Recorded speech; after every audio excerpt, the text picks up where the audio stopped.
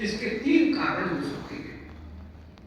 एक रसायन विज्ञान का सामान्य कारण है कि सूर्य की किरण पड़ती है किसी वस्तु के ऊपर, सूर्य की किरण पड़ रही है वस्तु के ऊपर, वस्तु से किरण प्रत्यावर्तित होकर के हमारी रेटिना में आ गई है, वहां वस्तु दिख रही है। रेटिना में उल्टा प्रतिबिंब पड़ता है, जब सामने आता है तो वो सीधा हो जाता है। तो ये तो कोई बात नहीं हुई। दर्पण एक है तो एक चित्र दिखेगा, और दर्पण के बीच में दरार आ जाए और जरा सी भी राई बाल भर की दूरी हो तो दो प्रतिबिंब दिखने लगेंगे। ये कोई सी बड़ी बात, ये तो शीश पहनने से बात हो गई।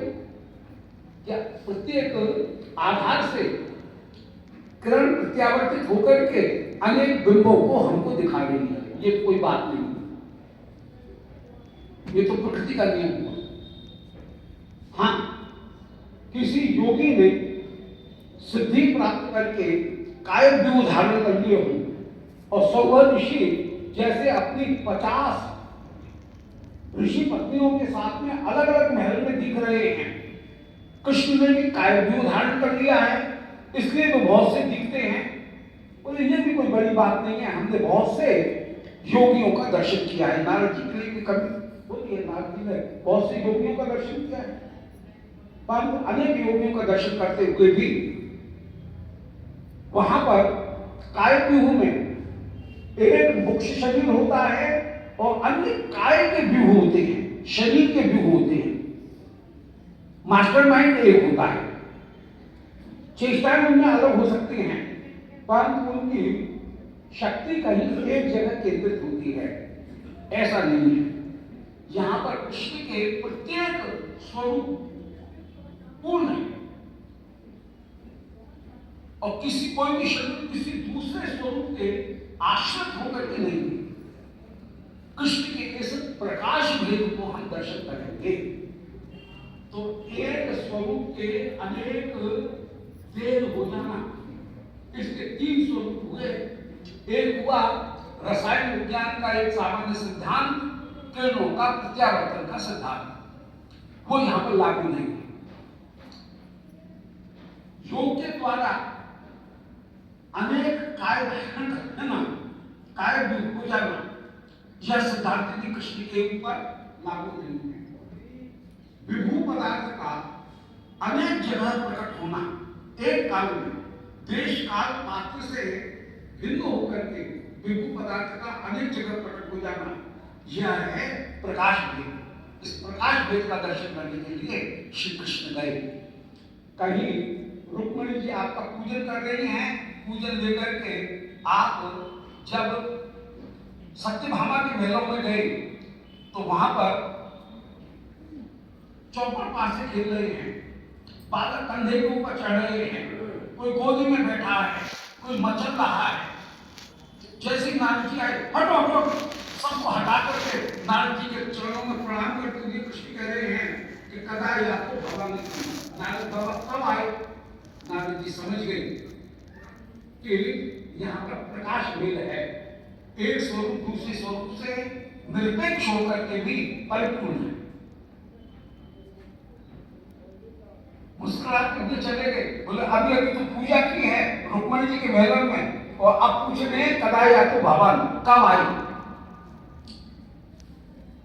ऐसे श्री कृष्ण की दैनंदिन लीला का दर्शन कर रहे हैं। श्री कृष्ण आप जगत को उपदेश देने के लिए कभी गुप्तचर बन करके स्त्री वेश धारण करके भी द्वारका में विचरण कर रहे हैं और श्री नारद जी उनकी ओर आकर्षित हो जाते हैं। जानते कि मुझे आकर्षित करने वाली कोई सामान्य नारी नहीं हो सकती है। तो पर्दा पकड़ करके बोले, कोई महाराज ये रूप धारण क्यों किया है? श्री कृष्ण बोले, नारद बोलना तो कितना है, अंधेरे में आ जा।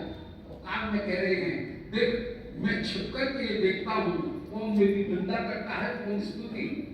जो निंदा के कार्य हैं उनको छिपाता हूँ, छोड़ता हूँ, जो स्तुति के कार्य हैं उनको ग्रहण करता हूँ। चरणों में प्रणाम किया। एक दिन श्री कृष्ण आनंद पूर्वक विराजमान है। इतने में ही 20,000 राजाओं का भेजा हुआ एक दूत आया। उसने कहा कि महाराज जरासंध के कारागार से हमको मुक्त करें। इतने में ही श्री युधिष्ठिर के भेजे हुए नारद जी आए हैं और नारद जी बोले, श्री युधिष्ठिर राजसूय यज्ञ करने का विचार कर रहे हैं, आप उनके यज्ञ का संपादन करें। अब ये समस्या उपस्थित हुई कि पहले राजसूय यज्ञ में जाया जाए कि पहले जरासंध को जीतने के लिए जाया जाए। कौरवों से जितनी भी सभा है उनसे पूछा, सारे सभासद बोले महाराज दूध पहले आया है, उसकी बात मानेंगे, आपको परेशान होने की जरूरत नहीं है, हमको आदेश दीजिए, हम जरासंध के ऊपर आक्रमण करते हैं। तो वीर सेनापतियों का तो ये उल्लास है कि हमको आदेश मिले तो हम जीत लाएंगे जरासंध को। जब उद्धव जी से पूछा तो उद्धव जी कह रहे हैं, बोले महाराज आपके लिए पराजय नाम की कोई चीज नहीं है, असंभव, ये आपके डिक्शनरी में ही नहीं, वास्तव में नहीं। और जो ये कहते हैं वे तो केवल बहाने की बात करते हैं। कल लोग में यदि कोई ऐसा कहता है कि असंभव मेरी डिक्शनरी में नहीं है, तो वो तो बोस्टिंग की बात है, अपने आप को कहीं अपनी टीम हाँकने की बात है। आप वास्तव में कह रहे हो, सत्य है, परंतु इस समय की व्यावहारिक स्थिति ऐसी है कि यदि जरासंध को सेना लेकर के जीतने का प्रयास किया जाएगा तो बहुत जनहानि और धनहानि होगी और युद्ध कितना लंबा चले ये नहीं कहा जा सकता है। अनुमान लगाया जा रहा है कि 3 दिन में युद्ध समाप्त हो जाएगा, परंतु 4-5 साल तक खिंच सकता है। तो ऐसा भी हो सकता है, ये भी संभव है, इसलिए लंबा भी खिंच सकता है। इसलिए युद्ध करना उचित बात नहीं होगी। मानो आपने ईश्वर का कारण जरासंध को पराजित भी कर दिया, आपकी सेना ने पराजित कर दिया, तब भी जरासंध के कारागार में बंद 20,000 राजा माल गुजारी प्रदान करेंगे द्वारका के राज्य को, परंतु द्वारका के राज्य को इस समय पैसे की कमी नहीं, हमारे पास तो बहुत धन है। पैसे की कमी, जनशक्ति और धन शक्ति दोनों की आवश्यकता है इस समय युधिष्ठिर को, क्योंकि वे राष्ट्रीय युद्ध करने का संकल्प किए हुए हैं। और युधिष्ठिर की यह सामर्थ्य है नहीं कि वो जरासंध को जीत करके 20,000 राजाओं को इंद्रप्रस्थ के राज्य के अधीन कर ले और वे राजा 20,000 वे युधिष्ठिर को माल गुजारी समर्पित करें। तो फिर क्या करें? कोई उपाय ऐसा होना चाहिए जिसमें फिर 20,000 राजा युधिष्ठिर के अधीन हो, आपके अधीन है। और ऐसा उपाय ये ही है कि बहुत चतुराई का काम है, बड़ा कठिन काम है, और वो कठिन काम ये है और बहुत चतुराई का काम है कि किसी तरह से जरासंध को द्वैरथी युद्ध के लिए तैयार कर लिया जाए। कोई इमोशनल ब्लैकमेल करके जरासंध को इस बात के लिए राजी कर लिया जाए कि वह द्वैरथी युद्ध करे, 2 व्यक्तियों का केवल युद्ध हो, सेना बीच में नहीं आए। आप भीमसेन और अर्जुन तीनों ब्राह्मण का वेश धारण करके जरासंध ब्राह्मणों को जब दान देता है उस समय उसके पास में पहुंची और उससे दान में द्वैरथी युद्ध को मांग लीजिए। है बड़ा चतुराई का काम, उसको इस बात के लिए बाध्य कर लेना कि वो कहीं जोश में आकर के हाँ कर दे कि हाँ मैं लड़ने के लिए तैयार हूं। इसमें चतुर्थ व्यक्ति का काम है और आप कर सकें। ऐसा ही हुआ। श्री कृष्ण अर्जुन और भीमसेन ब्राह्मण का वेश धारण करके जरासंध के पास में पहुंचे और कह रहे हैं, राजन विद्युत जी प्राप्तान अर्थलो दूर मागतान। बोले राजा, आगे आगे पंक्ति में जो बैठे हुए हैं उनको तो लुटा रहा है, हम पीछे खड़े हैं, हम तक फेंक रहा है, वो पहुंच ही नहीं रहा है। हम भी अतिथि हैं, हमको भी कुछ दे। बड़ी दूर से तेरे यश सुन करके आए हैं। श्री कृष्ण बोले, आगे आ जाओ, आगे आ जाओ, रास्ता छोड़ो जी, इनको आने दो। श्री कृष्ण उस समय कह रहे हैं, बोले राजा, बड़ी दूर से आए हैं, जो मांगेंगे वो लेंगे। जरासंध हंसा, बोले भाई ममता आए हैं, अरे जो देने की चीज होगी वही तो दी जाएगी। श्री कृष्ण बोले राजा, आज दाता के मुख से नई बात सुनने को मिली है। बड़े बड़े दाता होते जिन्होंने न देने की चीज भी दे दी। कौन? बोले हरिश्चंद्रो रक्त देवा पंचवृत्ति शिविर बलि यादव कपूर को बाहवा। हरिश्चंद्र, रक्तदेव, शिविर बलि, एक आध कोई के नाम दे दिए। ब्राह्मण इत्यादि के रक्तदेव जैसे, जो शिविर जैसे, उनके एक आध नाम दे दिए ब्राह्मणों के। जरासंध तुरंत पहचान गया, बोले ए, तुम क्षत्रिय नहीं हो, तुम कोई ब्राह्मण हो। वो ब्राह्मण नहीं हो, क्षत्रिय हो, क्योंकि तुमने जो शुरू किया है वो क्षत्रियों से शुरू किया है।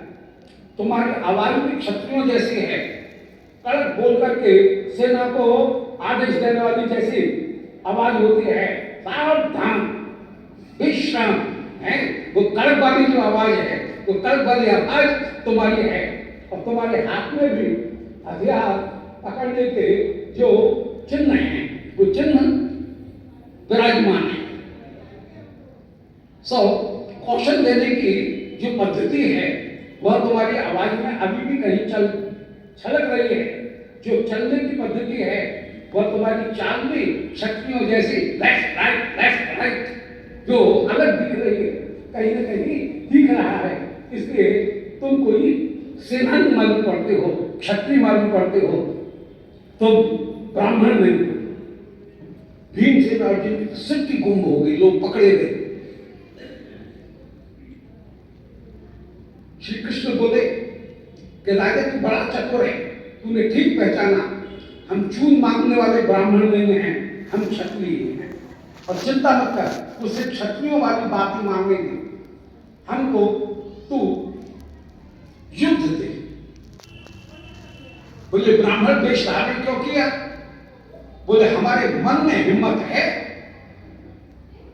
वास्तव में हम क्षत्रिय हैं, मन में हिम्मत है, परंतु हमारे पास में साधन नहीं है, सेना इतनी है नहीं, हमारे पास में इतना धन है नहीं, परंतु हम तो उसको चुनौती देने के लिए आए। राजा बोले कोई बात नहीं, चुनौती दे रहे हो, ऐसा दिल मुश्किल से मिलता है, हम तुम्हारी चुनौती को स्वीकार करते हैं, परंतु ये बताओ कि तुम हो कौन? बोले तू पूछता जा, हम बताते जा। बोले काले काले से मोटे मोटे घटा से दिख रहे हैं, ये कौन है? बोले ये भीमसेन है। बोले गोरे गोरे लंबे लंबे गठे हुए शरीर के दिख रहे हैं, ये कौन है? बोले ये इनके छोटे भाई अर्जुन हैं। बोले इन दोनों के मुंह में तो जवाब नहीं है, ये तो बोल ही नहीं रहे हैं। काले ब्राह्मण तुम ही तुम बोल रहे हो, तुम कौन हो? श्री कृष्ण मुस्कुराते हुए बोले बच्चा मुझे भूल गया क्या? अन्य और मातुलेयम मान कृष्णम जानी ही तेरे को। इन दोनों के मामा का भैया मैं कृष्ण हूं, तेरा बैरी। जरासंध को जोर से हंसा, मुझे भी ये देख करके तेरी शक्ल लग रहा था कि ये शक्ल तो कोई जानी पहचानी सी लग रही है। देख तेरे साथ में तो युद्ध करूंगा नहीं कृष्ण, तू जीतता है तो युद्ध करता है, हारने लगता है तो भाग जाता है। अर्जुन मुझसे छोटा है, भीमसेन मेरे बराबर का है। कोई ये नहीं कहना चाहिए कि बराबर की जोड़ी नहीं थी, भीमसेन मेरे बराबर का है, मैं तेरे साथ में युद्ध करने के लिए तैयार हूं। और एक गदा भीमसेन को, एक गदा स्वयं को दी। 28 दिन तक युद्ध करते करते हो गया। अंत में एक दिन भीमसेन श्री कृष्ण से बोले, कभी मौका देख करके कि मेरी सामर्थ्य नहीं है, मैं तो भाग रहा हूं। इशारे में बोले, श्री कृष्ण ने इशारे में ही इनको रोका, रोके रहो, थमे रहो। और कृष्ण ने एक आग की शाखा चीर करके दिखाई। भीमसेन को याद आ गई कि ये 2 टुकड़ों में उत्पन्न हुआ है, इसका बीच का जो हिस्सा है जोड़ का, वो कम कोमल है। तो नीचे डाल करके पैर के ऊपर पैर रख करके चीर करके विपरीत दिशाओं में जिस समय दोनों टुकड़ों को भेजा है, उस समय हाहाकार मच गया। आपने इसके पुत्र उनको राजगद्दी प्रदान की है और स्वयं 20,000 राजाओं को मुक्त किया। श्री कृष्ण दर्शन करके इन 20,000 राजाओं में शुद्धा भक्ति उत्पन्न हो गई, अन्याभिलाषता शून्य, ज्ञान कर्म से अनावृत आनुकूल्य कृष्णान शिवन रूप जो भक्ति है वो इनमें उत्पन्न हो गई। और कह रहे हैं, हे कृष्ण, आप परम सब आनंद रूप होकर के विराजमान, हे प्रभु आप ही वासुदेव अंतर्यामी होकर के विराजमान हैं। आप हरे प्रलय के बाद में आप में ही सब वस्तु समाप्त हो जाने वाली होकर के विराजमान